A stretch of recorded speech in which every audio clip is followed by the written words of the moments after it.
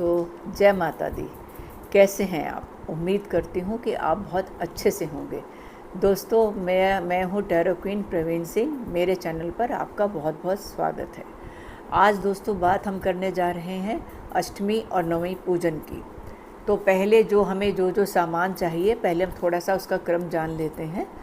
हमें एक माँ को भोग लगाने के लिए हम भोग तैयार करेंगे, और उसके बाद बच्चों का पूजन करने के लिए हम एक आरती की थाली भी तैयार रखेंगे, और उसके अंदर हम रोली, चावल, मौली, और जो मौलियाँ बच्चों को बांधेंगे वो, और एक छोटा सा दिया वो तैयार करके रख लेंगे। और बच्चों के लिए बैठने के लिए आसन वगैरह की पूरी तैयारी हम लोग कर लेंगे। एक लोटे में जल भर के भी हम लोग रखेंगे बच्चों के पैर वगैरह धोने के लिए। तो ये हमारा थोड़ा सा सामान हो गया। तो अब हम जो हमारी अष्टमी और नवमी हम इस बार जो पूजन करने जा रहे हैं वो उदय तिथि के उसमें वो 11 तारीख को हम लोग अष्टमी नवमी पूजन करेंगे। कुछ लोग दशहरे वाले दिन भी नवमी मान रहे हैं, तो वो, लेकिन हम जो कर रहे हैं वो 11 तारीख को कर रहे हैं। हम अष्टमी और नवमी दोनों कर रहे हैं। तो अब हमारा पहला क्रम क्या होगा, हम नहा धो के तैयार हो जाएंगे। उसके बाद हम अपना भोग तैयार करेंगे, हलवा, चना, पूरी, और जो भी आप जैसा भी आपके यहाँ परंपरा है, जो भी आप भोग तैयार करते हैं। और हम लोग भोग वगैरह तैयार करके और अपने मंदिर में बैठेंगे, क्योंकि जो दुर्गा सप्तशती पढ़ रहे थे अभी तक, उनके तो पाठ पूरे हो ही गए होंगे, और जो एक अलग अलग एक सिंगल पाठ भी पढ़ रहे थे, वो भी उनके पाठ एक दिन पहले शाम को पूरे हो जाएंगे, या आप पूरे कर लीजिएगा। तो हम सुबह भोग बना के अपने मंदिर में, जहाँ भी आपने माँ की मूर्ति स्थापना करी है, घट स्थापना करी है, आप वहाँ बैठेंगे। वहाँ पर आप अपना माँ की पूजा अर्चना करके आप उस माँ को भोग लगाएंगे, और जो भी कोई आप गिफ्ट भी लाए हैं बच्चों के लिए, वो गिफ्ट भी माँ के आगे रखेंगे, और आप माँ को जो श्रृंगार का सामान, जो आपकी इच्छा है, वो आप माँ को चढ़ाएंगे। कुछ लोग दोस्तों पहले दिन ही चढ़ा लेते हैं, और कुछ लोग अष्टमी वाले दिन, नवमी वाले दिन चढ़ाते हैं। तो जो आप जैसे करते आए आप वैसा ही करिएगा। तो माँ को सारा श्रृंगार चढ़ा के, माँ को भोग लगा के, माँ की पूजा अर्चना करके, अपनी गलतियों की क्षमा प्रार्थना करके, और उसके बाद आप ये तैयारी करके फिर आप बच्चों को अपने 2 साल से 10 साल तक के बच्चों को आप आसन पर बिठाएंगे। और सबसे पहले जो आसन पर बिठाने से पहले जो आप बच्चे आएंगे, उनका आपने जो एक लोटा जल भर के रखा हुआ था, उससे उन सब बच्चों के पैर धोएंगे। और उसमें कन्याओं के साथ एक बच्चा भी होता है, मतलब एक लड़का भी होता है। और जैसे कि आप 9 रखते हैं आप, तो उसमें एक लड़का भी होता है, जिसको लंगड़ा भी बोलते हैं हम लोग, लंगूरिया बोलते हैं, लंगड़ा बोलते हैं, जो भी अलग अलग भाषा में हम लोग बोलते हैं। तो आप सब कन्याओं के पैर धुलवाएंगे, और बहुत प्यार से, बहुत ये काम जो आप करेंगे ना, बड़ी श्रद्धा भाव से, आप माँ की मूर्त देखेगा उन बच्चों में। वो साक्षात माँ ही हैं। जो छोटे छोटे बच्चों को आप माँ के रूप में, वो देवियाँ आती हैं हमारे यहाँ पर, 9 देवियाँ पूरी, जब बोलते हैं ना 9 देवियाँ, तो वो 9 देवियाँ ही हैं। और उनको आप बहुत प्यार से उनके पैर धोएंगे, उनको आसन पर बिठाएंगे। और उसके बाद दोस्तों आप हर कन्या की अलग अलग उसमें आरती उतारेंगे, आप उनको मौली बांधेंगे, रोली चावल का टीका लगाएंगे। आप ऐसे करके आप सब 9 बच्चे जो हैं, कन्याएं और जो लांगुरिया है, जिसको हम साथ में बिठाएंगे कन्याओं के साथ, उनको आप सबको बिठाकर आप उनका रोली टीका करेंगे। उसके बाद आप उनको बहुत प्यार से, आप जो भी आपने भोग बनाया है, वो उन बच्चों के साथ आप उन बच्चों को देंगे।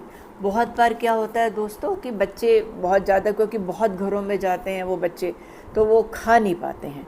तो एक तो आप कोशिश करिए कि आप थोड़ा उतना ही बच्चों को दीजिए जो वेस्ट ना हो, और वो बच्चे जो खा लें, और खा ना सकें तो ऐसी व्यवस्था करिएगा कि वो बच्चे जैसे उस प्रसाद को अपने घर ले जाएं। तो उस प्रसाद के साथ साथ आप जैसे जो भी बच्चों को आप गिफ्ट देना चाहते हैं, जो आजकल तो बच्चे अलग अलग, हम कभी लड़कियों के लिए चूड़ियाँ, चुन्नी, या अलग अलग हेयर बैंड, जो जिसकी श्रद्धा होती है, वो सब हम लेके आते हैं। तो वो आप सब उन बच्चों को देंगे, और बहुत अच्छे से उन बच्चों को खाना खिलाएंगे।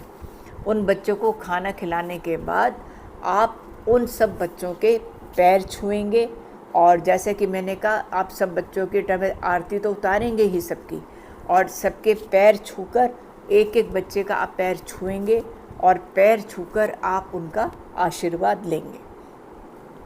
आशीर्वाद लेने के बाद आप जैसे होता है ना कि हम वो 9 देवियों के रूप हम उन बच्चों को मानते हैं, तो हम उनके सामने मतलब उनके जैसे पैर छूते हैं तो सारे बच्चे आपको पीठ पर मतलब वो देते हैं, आशीर्वाद देते हैं, आपकी पीठ थपथपाते हैं।